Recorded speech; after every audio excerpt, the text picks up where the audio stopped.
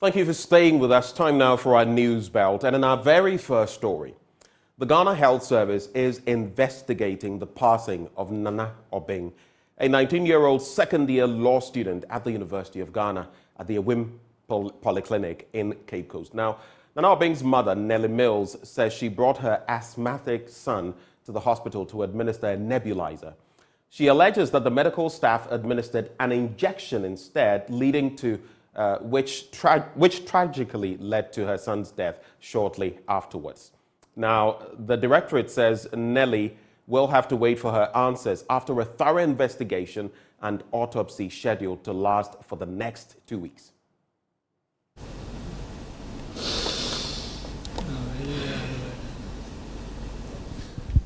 I don't think anybody feels the pain I'm going through. If not, Ghana Health Service will not be sitting down. Nellie Mills is grieving. She's unable to pick herself up after witnessing her son's untimely death at the Awim Polyclinic in Cape Coast.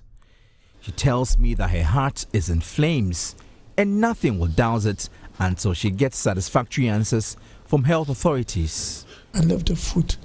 I went back to my shop with Isaac, thinking that he was eating, only for him to call me around 6:43 to say that I should come. When I opened the door and I can say, "Hey, are you not worrying me?" He said, "Oh, ma, it's as if my asthma wants to." And I said, "Oh, but there's no news, because if your symptoms wants to come, you've been using Ventolin all this while, and you have your Ventolin pump around here, so just use it." And he said he has read about the asthma, that if he used to use nebulizer, that would have been faster than the Ventolin.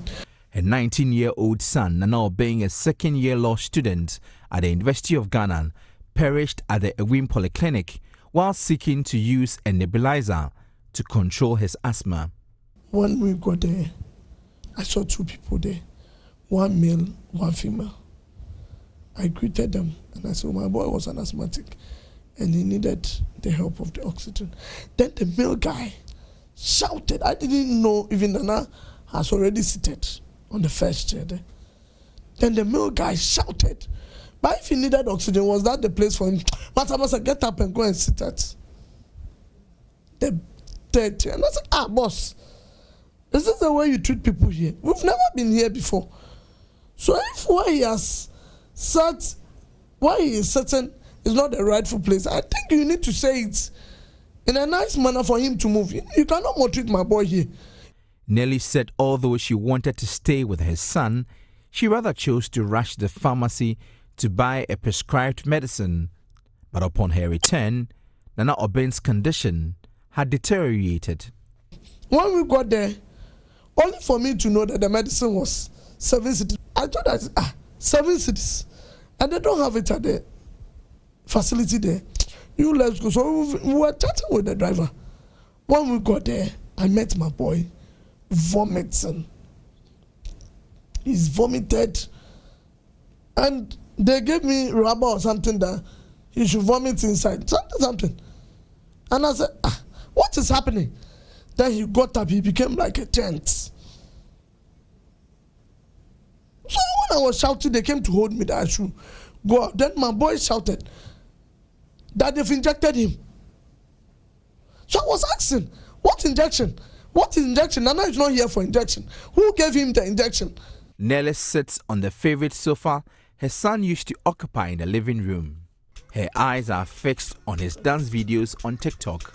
She begs authorities to set her heart at ease by telling her why her son died. I went inside only to go and meet my boy lying there lifeless. So I started shouting, "Hey, my boy is dead, oh, my boy is dead, oh," because this thing, the underfoot were orange. Then they said he wasn't dead. I said, this person lying down. So they took me outside. Later I was there when Isaac came to ask me that one lady is saying they should come and ask me the boy's name, the date of birth, blah, blah, blah. And I said, but you don't know anything about my boy. And you've injected him. Who paid for the injection? Who? We are not there with any health insurance. I never went there with any health insurance. Who even instructed that medicine? Because we're not there for injection. Only for them to declare him dead. I asked the cause of the death of my boy. Because I needed to know. And they said they don't deal with that. But they gather all cause of death and discuss it at the end of the month. Now, the Chief Executive Officer of Cocoa Board, Joseph Boahin Ado, is asking cocoa farmers to desist from the use of weedicides and unapproved agrochemicals. He says they contaminate cocoa beans, making them unwholesome for human consumption. Mr. Ado was in the Brong-Ahafo Enclave on a 3-day tour of the Cocoa Health and Extension Zone. Correspondent Anna Sabit has more. The visit by the Chief Executive Officer of the Cocoa Board, Joseph Boahin Ado, to the Techiman area forms part of his 3-day tour of the Brong-Ahafo Cocoa Health and Extension Zone to interact with farmers as well as inspect ongoing productivity enhancement programs. The CEO, who was accompanied by key management and technical team of the Cocoa Board, disclosed to JoyNews that the main purpose of the visit is to help boost the productivity of farmers, which would in turn better their lives as farmers. This year it has rained, but then the flowers are not coming. So we want to come and then, interact with them and also educate the farmers as to what to do. They can recover. What we are looking for is that the farmers should be able to increase productivity from the current 3 to 6 bags. We expect them to do 20 bags per acre. And you can see that, after the message, many of these farmers are showing that, confidence that they will be able to do it. He was, however, quick to admonish cocoa farmers to desist from using weedicides, which, according to him, causes havoc to the soil as well as affect the quality of Ghana's cocoa beans when used excessively. In effect, the weedicide destroy the soil and hinder decomposition. So you realize that most of the farms are being destroyed, the soils are being destroyed just because of the use of weedicide. And then the weedicide had 2,4-D. 2,4-D is a chemical which shouldn't appear in any cocoa bean. But when they use weedicide, the cocoa tree is so sensitive that it's able to absorb some of these chemicals, like the 2,4-D. And we have sent cocoa to Japan, which have been rejected in the past, all because of 2,4-D. And it's a weedicide which causes the 2,4-D. That's why we don't want to see any cocoa farm with weedicide. To the hundreds of farmers who were here to grace the occasion, the meeting with the CEO is a morale booster, and the recent hike in the price of cocoa would go a long way to attract more farmers into cocoa instead of cashew. Nana also Brimpon is a cocoa farmer here in the Techiman area. See, the price is the determining factor. If it so happens that the cashew price goes higher, far higher than cocoa, definitely people will shift. They will shift to cashew. But now that cocoa is about 1,308 cedis per bag, and cashew is about 400 cedis, sometimes 300 cedis. The attention is rather going to go on cocoa. The price is the determining factor. Nana also Brimpom appealed to Cocoa Board to introduce cocoa irrigation to the Bono East Enclave to help boost cocoa production across the area. They have to bring down the cocoa irrigation to this area because our land is good, the climate is not very good, but if they can help the farmers to irrigate, or if they can establish irrigation for the farmers, production will go up. President of the Techiman Women Cocoa Farmers Association, Elizabeth Ajiwa, wants government to supply enough spraying machines to help deal with the challenge farmers go through during spraying seasons. Our problems is mostly about the spray machine. We need more. We need government to bring us more spray machines, and at the same time to employ the sprayers. That also can help us. The Chief Executive Officer also visited some cocoa farms in the Techiman area to have first-hand information on the performance of farmers, particularly those implementing advanced pollination systems. Reporting for JoyNews, Anas Sabit, Techiman.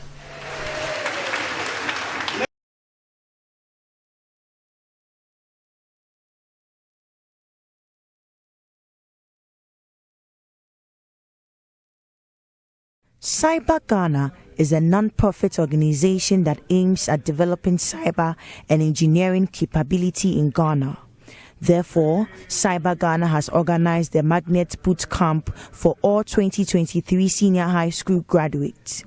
David Davo is the director in charge of technology of Cyber Ghana. The purpose of the boot camp is a continuation of what we started with them when they were in secondary school. And the reason why we started this concept of cybersecurity with them in the secondary school is that we wanted to introduce them to the various career options and opportunities within the cybersecurity field, as well as giving them some of the basic skills that they will need and be able to build on going forward. This is because most people do not have, or cybersecurity is not something that is found or is included in the curriculum that is taught in the schools right from the beginning. But you see that elsewhere, you find that cybersecurity goes, even at the primary school, they start teaching cybersecurity here. So we wanted to start with them from the very young age, as early as possible. He encourages the government to invest in equipment to promote cybersecurity.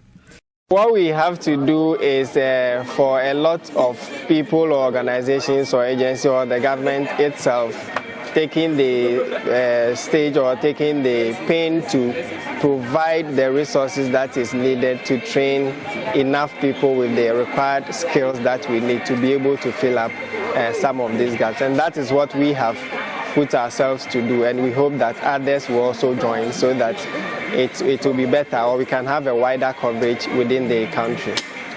Some beneficiaries were happy the training has provided the requisite skills in cybersecurity. So far, I've learned a lot. Example, protecting myself, also scanning through disks and other stuffs.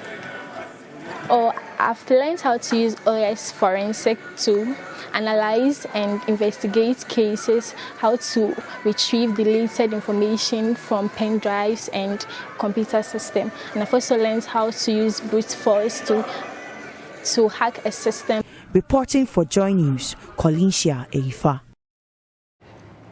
And that, by the way, was our story on 113 students from selected senior high schools in Ghana benefiting from free cybersecurity training in Kumasi. Let's move on now to our next story. And Upper West Regional Coordinator of Global Communities, Martin Sumbo, has reiterated the need for Ghanaians to cultivate the habit of washing their hands using soap. He believes it is an easy, effective and affordable way of preventing disease and saving lives. Martin Sumbo made the observation in Wa to mark the Global Hand Washing Day. Rafiq Salam reports. Global Hand Washing Day is an annual global advocacy day dedicated to advocating for hand washing with soap as an easy, effective and affordable way to prevent diseases and save lives. Global Hand Washing Day was founded by the Global Hand Washing Partnership and is an opportunity to design, test and replicate creative ways to encourage people to wash their hands with soap at critical times.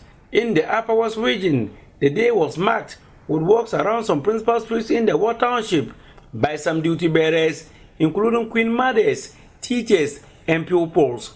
Upper West Regional Coordinator of Global Communities, Martin Sumbo, whose outfit spearheaded the organization of the program, enumerated the benefits that would be derived from washing hands using soap, calling on the public to have a change in behavior which will serve as a cost-effective measure. As a key behavior for disease prevention, proper hand washing can significantly reduce the spread of infectious diseases such as diarrhea, respiratory tract infections, which are major causes of illness, deaths, particularly among children, and low-resource settings. Our settings, we won't consider ourselves a high resource. We still have issues of open defecation within our one municipality and even within our region here. So we see ourselves as low-resource settings. And another key approach of global communities is behavior change. Behavior change. This emphasizes the need for behavior change and the adoption of cost-effective and life-saving behavior, washing hands with soap at critical times. Upper West Regional Director of the Environmental Health Department, Freedom Natu advised the public to make it a ritual to wash their hands with soap whenever they attend nature's call. And the serious part is that most of us, when we go to toilets, we don't even clean our anuses well, and by mistake, our hands touch the things. So just set your mind back to the person who shook your hands this morning, assuming the person did not wash his or her hands. That means that you have taken part of the person's physics. How about it? Those who held the mic, did you see anybody using a sanitizer or washing their hands after holding the mic? Some participants share their thoughts on the program. Should take cleanliness very important, because in the Muslim fraternity, before you stand before your Creator to communicate with Him, you clean certain parts of your bodies before you communicate with your Creator. And our Christian brothers and sisters, they also do similar things. So this tells you that cleanliness is very, very important. You can prepare local tippy-taps so that when you are going to eat, you wash properly with what? Soap under running water. So go and discourage your parents that it is not allowed to eat, to wash your hands in one bowl. This year's Global Hand Washing Day was held on the theme Clean Hands Are Within Reach. Reporting for JoyNews, Rafik Salam. Wow. Let's talk education now. And a 16-year-old student of the Opokuwari School has made a historic stride, qualifying the school to the grand finale of the National Science and Math Quiz. Stephen Apemaba has become the center stage of the school as OWAS seeks to end a 21-year-old NSMQ trophy drought. Emmanuel Brightqueko caught up with the quiz team of the Akatechies and has filed this report. Prof. John, with the same preamble. An unfertilized egg can develop into either a male or a female.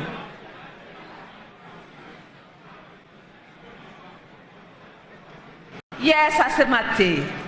Amphiparthenogenesis. Yes, Stephen. Amphitoki. Yes. Stephen Ampemaba, the wonder kid of Opokuwari School, in a full academic showdown mood for his school. He's only 16 years old and the youngest in this year's National Science and Math Quiz. Go ahead. A fraction with numerator 322 and denominator 99. Yes. I started preparing for quizzes in JHS2, but generally I became interested in NSMQ in JHS2. Opokuwari is sort of my family school, because my other brother went to Opokuwari school, but initially I had, in JHS2, I remember in JHS2 I wanted to go to Prempeh College. JHS2 I wanted to go to Presec. Then last minute I chose Opokuwari school. So like, Opokuwari school wasn't my first choice initially, but last I came here. Joining the quiz team, I was very surprised because I was like, wow, joining the quiz team, I'll be able to meet the 2023 NSMQ contestants. So like, I felt very happy knowing that I was part of the NSMQ team for those who will be representing for 2023 NSMQ. Over the years, many participating schools adopt tactical approaches to clinch the coveted trophy. While some schools opt for students pursuing programs outside the sciences due to lack of resources, others field Form 2 science students. Unfortunately, that seemed not to have worked for many schools.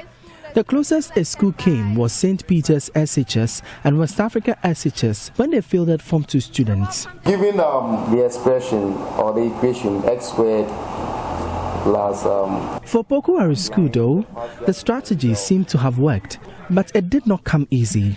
Coordinator of the quiz team, Richard Mensah, explains the team's series of defeats informed the decision. We were training our Form 3s all right, preparing them for the nationals, especially when we were kicked out of the regional championship. And it got to a stage where you go for trials, then there will be some disappointments, then you'll be thinking, so what should we do? We put our heads together and we say no. Then why not try Stephen? I asked him whether he would do it. He said yes. So I told him then he should prepare. We are going to give him the chance. So we organized one trial with some 2 schools and introduced him. And then he did so well. Calculate the beat frequency. And Stephen, who has become the colossus of the Akatechis, led the school to topple their all-time city rivals, Prempeh College. Although the decision came with a mixed reaction from other team members, it is reaping benefits as the school makes their 10th final appearance. We were not really happy when the decision was made, but as time went on, I saw that the guy was very good and he would help us. So we decided to work hand in hand with him. And indeed, he helped us because at first I even thought maybe he would be substituted, then I'll come in, but it was the other way around. He was doing very well, like he was doing well in the riddles, every part. It was all round, so I think the teachers did a good job. The school's strategy was originally cumbersome, but Stephen believed in his capabilities to pull through. Initially, I was very pressurized. I didn't know what I could do, but then I felt empowered because with God you can do anything. I felt like I wasn't really prepared because if you look at the gap, some people had 3 years to prepare and you're only in Form 1, you maybe had only just 1 year to prepare. You are going against people who have been preparing their whole life 3 years, and that's what gave me the pressure. Having lost to Presec Legon 4 times at the final contest, Opoguari School is optimistic their wonder boy will snatch the trophy in the eminent finale. Yes. Non-agon. You're right.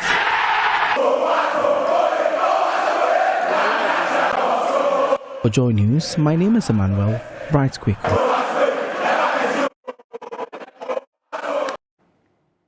That is the note on which we cap off the news this morning. But do stay with us. The news review with yours truly and Afil Money up next.